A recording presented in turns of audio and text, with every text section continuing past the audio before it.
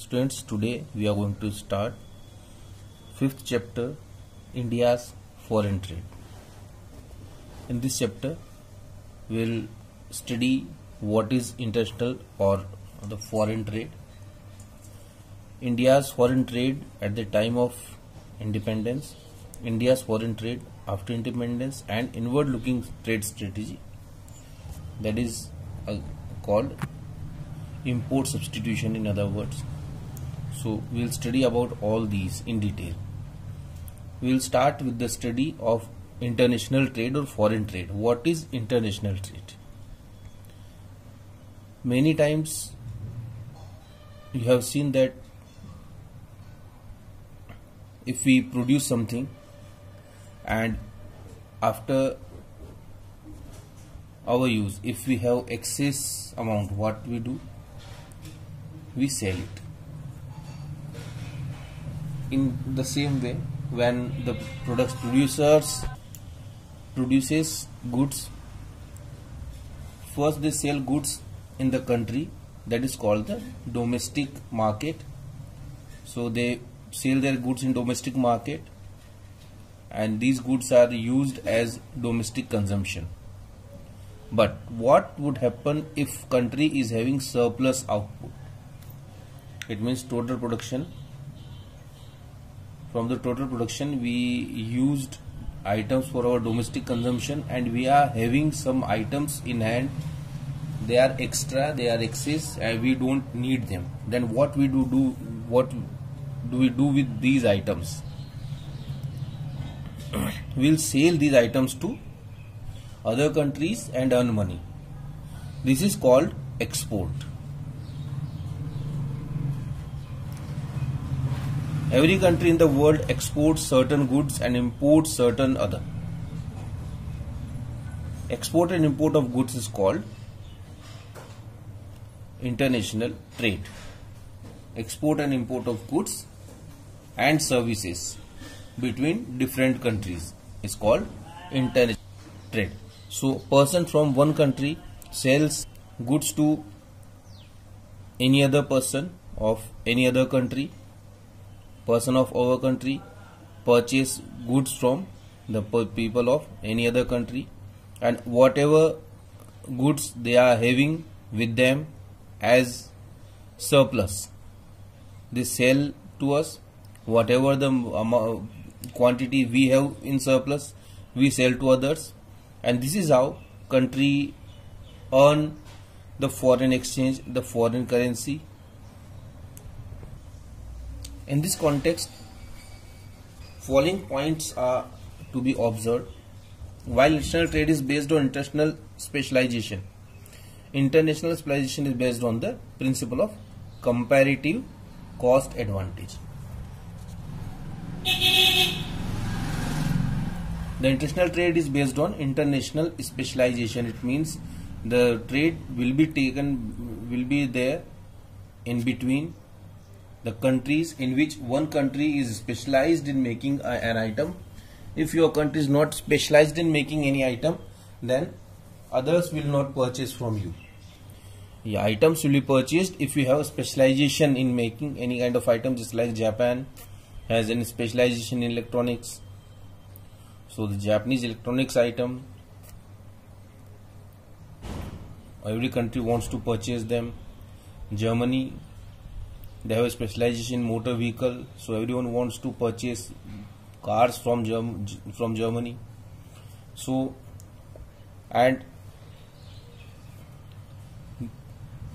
first specialization to be there, and then the second principle is the comparative cost advantage. It means the country would sell cheaper.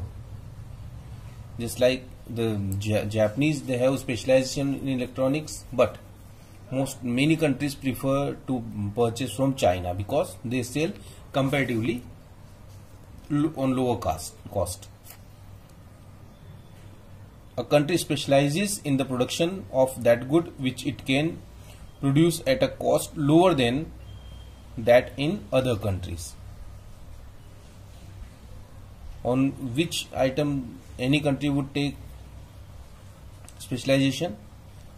which they can produce on lower cost.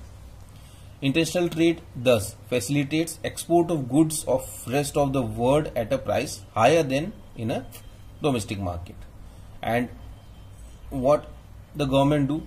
The government sell that item higher than the domestic price. It means on whatever price they are providing items to the citizen of the country, they sell it in other countries on higher price than that. And it facilitates imports of goods at a price lower than in domestic market. These are gains of international trade.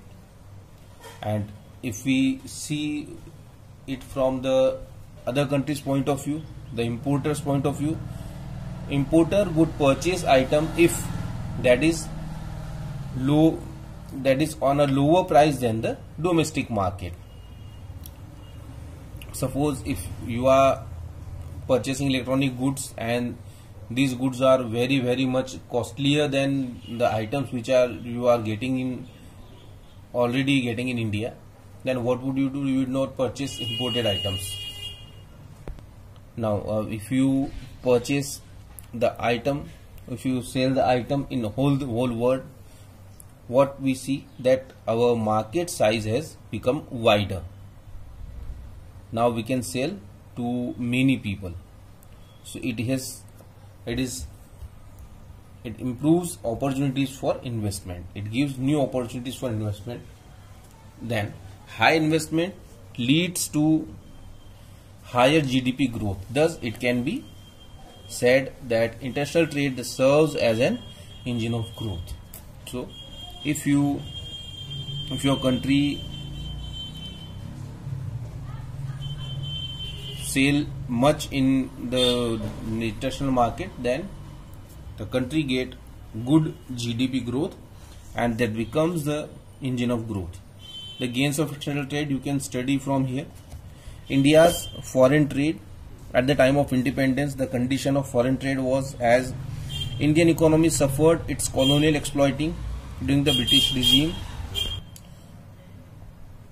The British used our natural resources as raw material for their domestic industrial output. Besides being a source of raw material, Indian economy was also exploited as market for the British industries. What situation we were facing, that we were the market of raw material. They purchase raw material from India and they sell finished goods to India. So we were a market of finished goods and we were a producer of raw material. Sustainable export of raw material from India gives some impetus to volume of its international trade, which had significantly declined owing to decay of Indian handicrafts.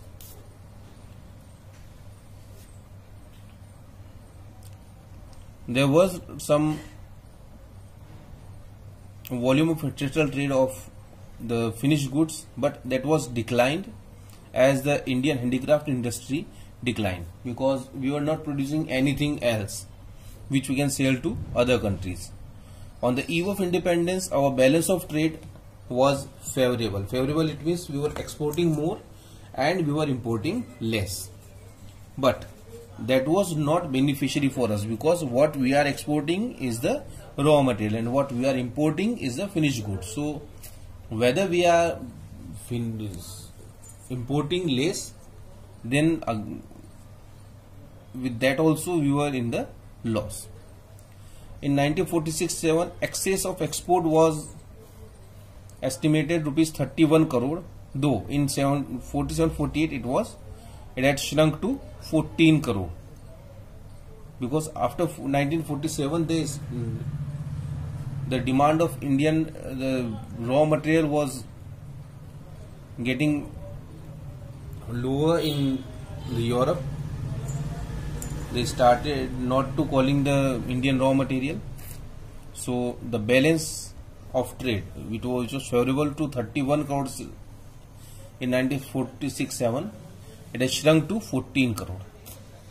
As regards direction of trade, it was largely confined to Britain, simply because the British rulers exploited the Indian economy as a source of raw material and as a market for their export. Our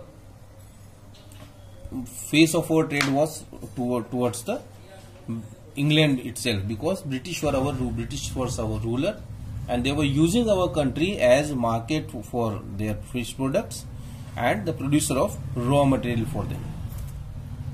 The composition of trade indicated backwardness of the economy, because we are selling the raw material, we are purchasing we are importing the finished goods. That means that we are a very backward economy.